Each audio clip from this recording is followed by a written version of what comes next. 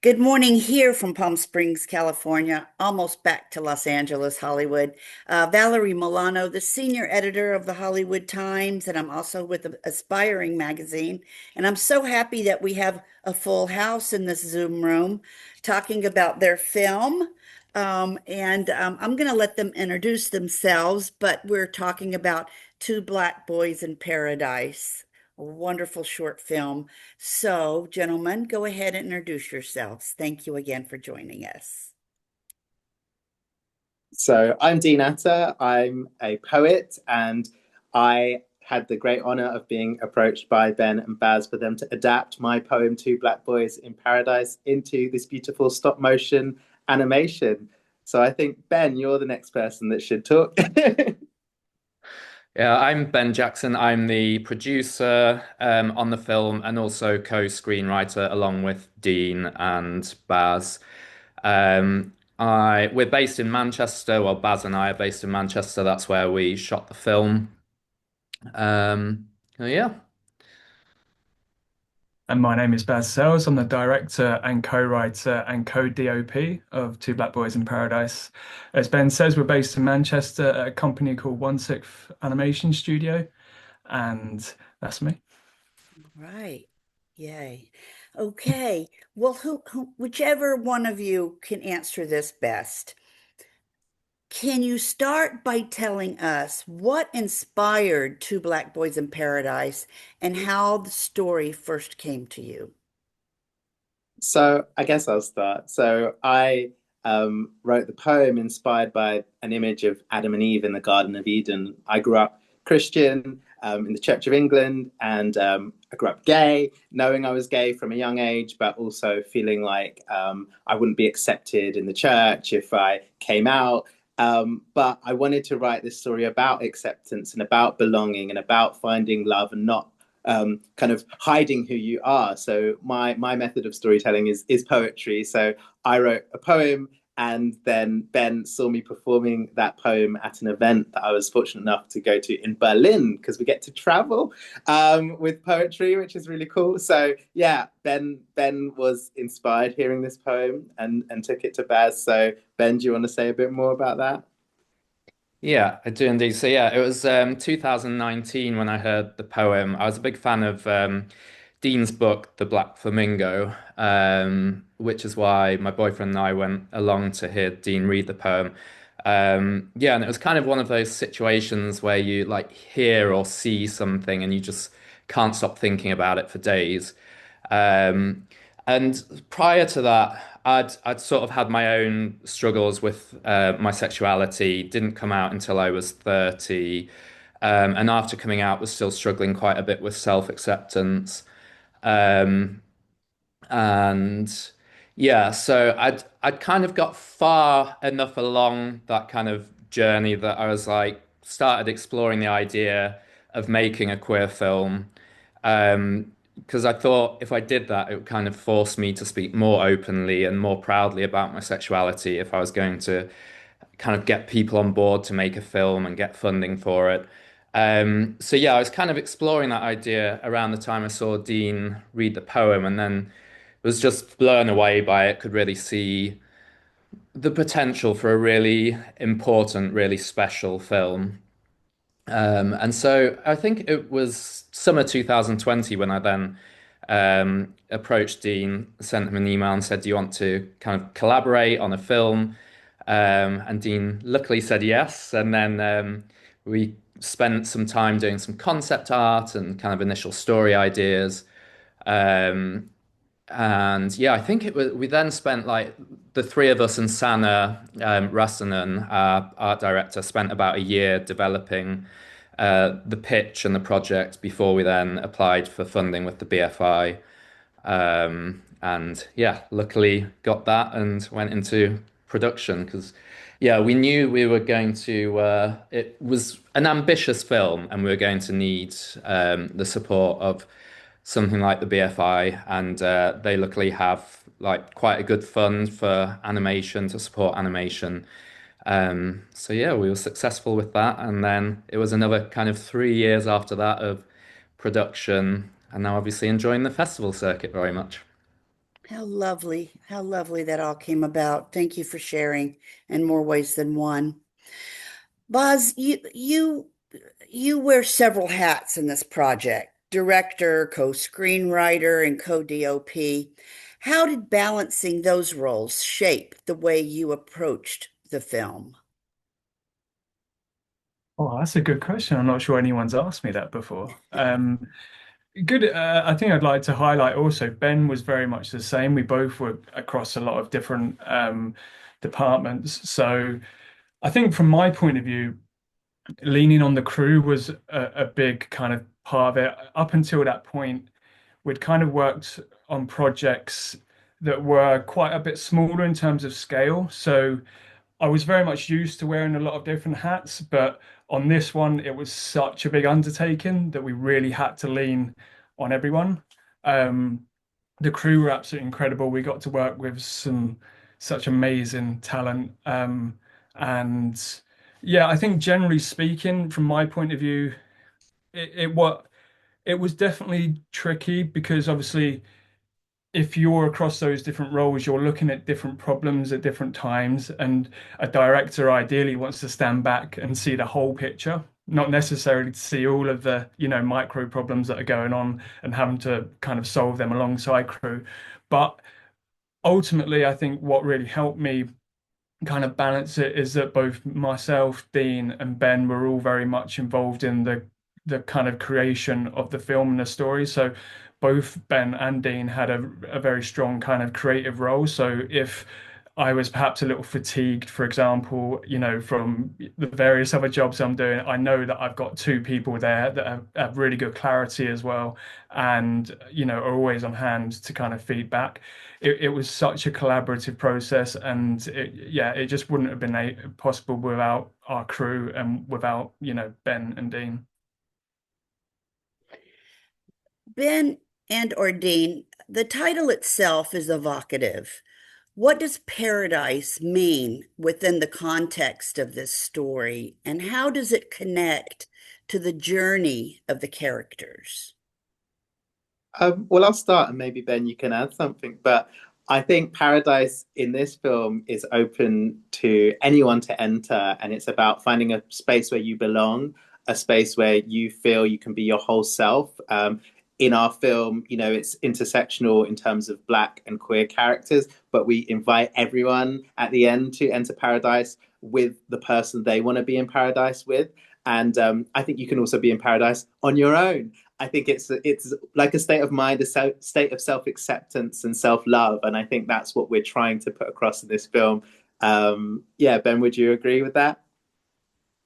Yeah, definitely. I think, yeah, from my like sort of personal perspective, as I said, I like did struggle coming out, struggled with self-acceptance, and like if I ever, got a chance to make a wish, whether it was blowing out candles or if I saw a shooting star, I'd basically wish to be straight. And yeah, so I really struggled with that for a long time, and yeah, it was just like not a nice place to be in, I suppose. Yeah, I literally remember thinking that my life would basically be over when I had to come out. Like I just couldn't imagine it. And then after I did come out, and when I really went on this process of self-acceptance, like now I can honestly say that I am proud to be gay. I'm proud of who I am, and I wouldn't wish it any other way. Um, so yeah, I think also like throughout making the film, it was like an exercise of self-acceptance, and the more I did accept myself, the happier I became, the more like I opened myself up to like opportunities that I might not otherwise have had. And so, yeah, in a little way, I kind of found my own little piece of paradise through that. I really like what you just said, Ben. And on that, the film touches on themes of identity, belonging, and place. Was there a particular moment in your own life or observation that influenced these explorations? Hmm, it's a Is great that question. you? Or Dean, if you went through. these I kinds of think for transformations? me anyway, like my experience of kind of that sense of paradise has been with like my partner, and so place has been wherever he's been, you know. So we've moved from London to Glasgow and back to London again, but we also have a camper van and go around in that. Around the Scottish Highlands and stuff like that. And so whenever we are together, that place feels like home. And I think when we had our world premiere in Brussels, we were all there with our partners, me, Baz, and Ben, and it was wonderful because we were all there holding our partners' hands, and it felt like even though we're in Brussels, we felt like we had kind of found paradise together. We've all kind of gone on this journey together, and so any place we are showing this film feels like we are bringing paradise with us. You know, when I've been at screenings, I feel like we have opened up paradise for anyone who's sitting in that cinema, and that just feels like a real gift that we have been able to give to audiences. Ben, I don't know if there's anything you want to add. If not, then I can move on. I think Dean put it perfectly, really. But yeah, I think it was a similar thing for me. Um, I think once I met my boyfriend, we've been together like 7.5 years now. Um, and yeah, it was really kind of the courage he showed and just him being like seemingly unafraid to show who he was. Like I kind of learnt later. At first, I just thought he was unafraid, but I learnt later that that's not the case. And then I like just saw him as brave, really. But yeah, he's kind of always been unapologetic about who he is, and I think seeing that example from him and kind of his love towards me and my love towards him was like the catalyst, I suppose. Mm. I think love is like the key theme. And I think because all three of us are in love and do have really loving, supportive partners, we wanted to show the power of love in this film. Mhm. And I think that the boys in the film do transform through kind of the support they're able to offer each other, the way they kind of stand up for one another, but also for themselves, you know, because some of that strength has to come from within. You can't get it all from your partner, but it does help if you have someone by your side that's kind of like on your side and rooting for you. Yeah, lovely. You know, Baz, oh, sorry, since I go won't kind ahead. of, yeah, sorry. No. I was just going to say it was a similar thing for me from a creative point of view, working with Ben and Dean, particularly hearing their personal experiences.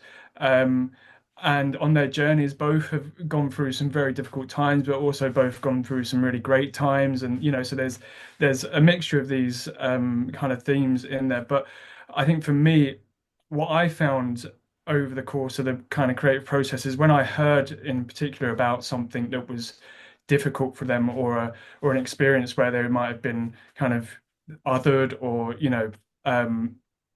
I kind of felt quite protective, and it actually for me really lit a fire. It was like it made me even more committed and um, just driven to put forward the most beautiful version of this film, so that we're really completely unapologetic as Dean's poem is, and that in some ways it's for me personally, some ways, even though it's full of joy, it's also a bit of a protest film. This is to say that we totally believe in these characters. We totally believe in what they represent, and everyone that is on the crew who falls within the identities of these characters. We entirely believe in it, and this is our kind of, yeah, that was part of the kind of personal connection that I very much made during the creative process. So I know you all are on this festival circuit. What does it mean to you right now to bring this film to Hollywood, the HQSFF, a festival that champions diverse and underrepresented voices? Is it any different than any other festival? I think it's so special when you have festivals that are representing queer film and queer filmmakers. It is just such a joy when they can come together, be showcased together, and that audiences know that this is a place where there's a celebration of kind of queerness.